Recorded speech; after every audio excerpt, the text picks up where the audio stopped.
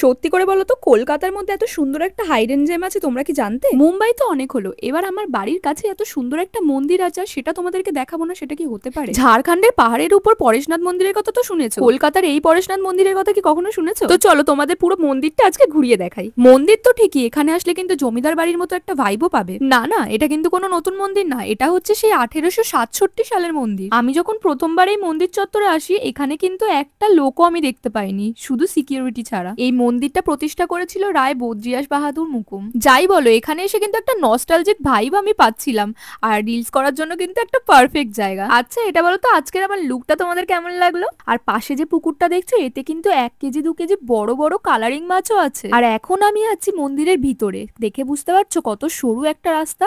ভিতরে কিন্তু video allowed নেই, তাই আমি লুকিয়ে লুকিয়ে কিছুটা ভিডিও করার চেষ্টা করেছি। ভিতরে কিন্তু ঠাকুর আর সিংহাসন পুরো রূপোয় মোড়া। মন্দিরের ভিতরে গেলে তো তোমাদের চোখ ধাঁধিয়ে যাবে, এত সুন্দর কারুকার্য করা।